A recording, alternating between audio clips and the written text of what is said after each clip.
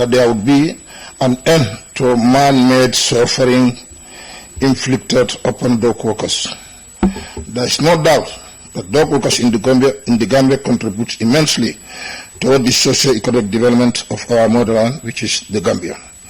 But with all that effort, dock workers encounter all kinds of problems, including unemployment rights, important benefits such as health insurance, social security pension scheme, and risk allowances, to name what few.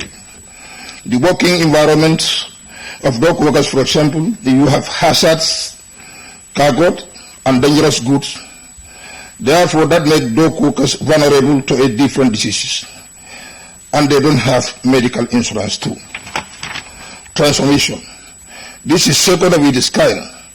First transformation was held by GPA in 2007, a so-called executive directive and the abolition of Port Labor Board that took dock workers from labor to GPA with promises that are not materialized.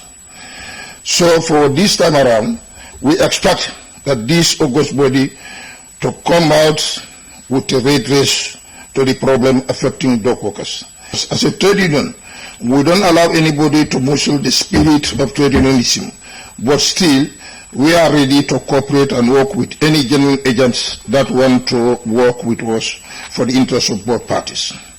Because 99% of what GPA earn come from stevedoring, and we are stevedores. Gambia Maritime Dock Workers Union is seeking legislation on the matter so that both parties can be guided by the law, so as to avoid repeating 2007 scenario where more than about 240 dock workers have unlawfully dismissed from their job, and most of them died by stress and difficulties. Imagine a man with a family of 10 or 15 lost his job unlawfully, and he was the breadwinner of that family. About the recruitment of dock workers. Gambia Maritime Workers Union leadership will never allow any company to unilaterally hire and fire dock workers for the interest of our job security, for the interest of job security. Dock workers are not civil servants. They are working on the contract basis. That is why during our days with Department of Labor, very rare to dismiss dock workers. They suspend them to a period. And we want to change, but to better. We don't want to change to bad. About age. The Maritime Dock Workers Union is calling for immediate retirement of those dock workers who are above 60 years of age, 50 years and above, and be paid a substantial amount of money that can use to take care of their immediate family.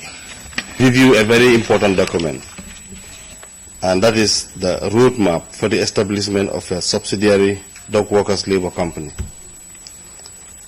Of course, Port Authority have had always got subsidiary companies, but nothing of this nature, for the fact that the existing subsidiary companies such as Gambia Ferry Services, the Fisheries Jetty, among others, are all owned by government and its satellite institution. For the first time, this will be a company co-owned by ports and its staff, and that's important.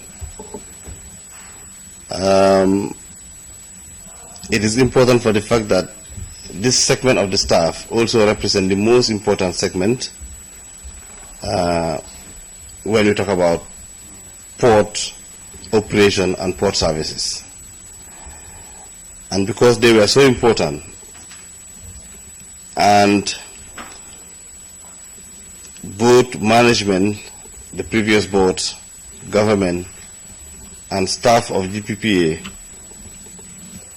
all agreed on this particular aspect, and that is the need to have a dock labor company.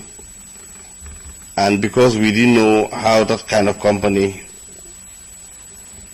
would operate or the shape and setting of that particular company, study tours were made to various places, including Ghana, where consultation had taken place, and it didn't stop there.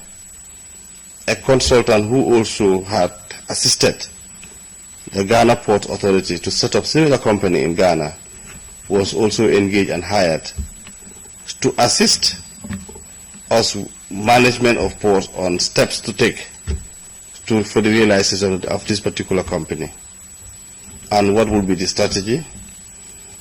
And today that particular report is ready and shared with all of you for you to review, not only to assist the dock workers company realize their dreams, but because they will be also a vital service providers to all of you.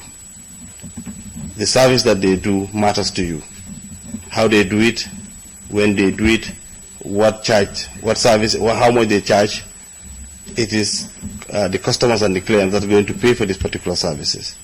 So therefore we have equal stake into this process, and hence it is thought prudent that you are all called here, the documents shared with you to review, and then hear your insights and your perspective as we move on to the last steps of registering this particular company.